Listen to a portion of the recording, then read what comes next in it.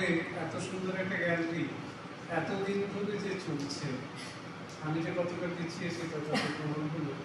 আজকে প্রথমেই গ্যালারিতে আসলাম, চমৎকার গ্যালারি, চমৎকার প্রদর্শনী। এই কারণে বলি, প্রথম কথা হচ্ছে যে গ্যালারির যে ডিসপ্লে আছে, ডিসপ্লেটা একসঙ্গে ফোকাস নয়, একসঙ্গে এক্সপোজ নয়। সেই রহস্যটা কিন্তু ছবিটার প্রতিটা স্তরে স্তরে মিলিয়ে দেখার মজা থাকে। আর গ্যালারিটা অত্যন্ত পরিচ্ছন্ন এবং যে সাইলেন্স থাকা দরকার, আমার মনে হয় যে গ্যালারিতে ছবি সুন্দর করে দেখতে গেলে তো তার একটা নিরবতা এবং তার একটা অবস্থা থাকতে হবে।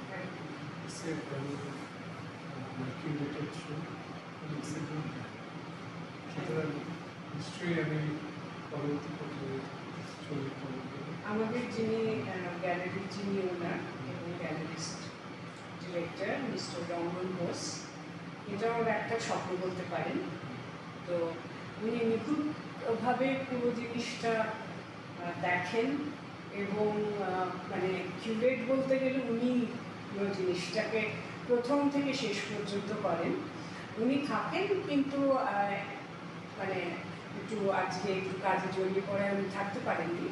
তো এই গ্যালারিতে যেটা করা হয় সেটা হচ্ছে, আপনি নিশ্চয়ই সেটা নোটিস করে থাকবেন যে কিছু সিনিয়র আর্টিস্ট, মানে বেশি মাত্রায় সিনিয়র আর্টিস্ট যাদের, তার সঙ্গে আপকামিং, মিড র্যাঙ্কিং এবং বিভিন্ন স্তরের শিল্পীদের একই প্ল্যাটফর্ম দেওয়ার একটা চেষ্টা, যাতে ট্যালেন্টটাকে তুলে ধরা হয়। তার শুধুই তার অভিজ্ঞতা বা তার নাম যশটা শুধু সেটা না, মানে অনেক নতুন শিল্পী আছে যাদের এই প্ল্যাটফর্মটা হয়তো নেই, কিন্তু তাদের কাজ খুব অনবদ্য। তো সেই জায়গাটা আমরা চেষ্টা করি যে একসঙ্গে, এবং বড় আর্টিস্টের সঙ্গে কাজটা ডিসপ্লে হচ্ছে দেখলে সে খুবই খুশি হয় এবং সেটা তার একটা ইন্সপিরেশনের মতো কাজ করে। তো সেই সব চিন্তাধারা আছে আর কি মিস্টার বোসে।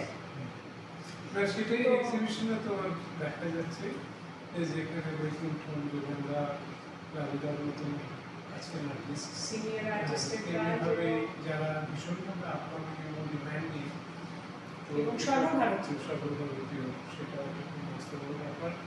তবে আমার যেটা মনে হয় যে কলকাতা শহর গ্যালারি সব থেকেই একটা বড় কঠিন দায়িত্ব আছে।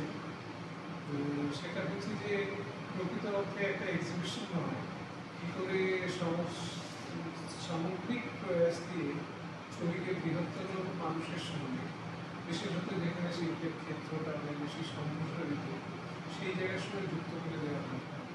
কারণ বাংলা বহুদিন ধরে একটা ডিসকানেক্টেড জোন হয়ে রয়েছে।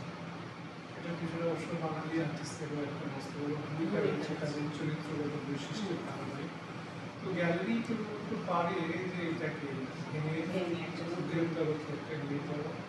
তো আমার মনে হয় যেহেতু তিনি এই উদ্দেশ্যে গ্যালারিটা করেছেন, আমার সাজেশন আমার থেকে তিনি নিশ্চয়ই সচেতন, এবং আমি চাইব যে গ্যালারি একটা সময় সব আর্টিস্টের কলকাতা শহরে, যে এই কারণের জন্য যে তারা নৈতিক দায়িত্ব মাথায় নিয়ে শিল্পীদেরকে একটা দায়বদ্ধতা থাকছেন, সেটা সত্যিকারের আশীর্বাদ করে আমাদের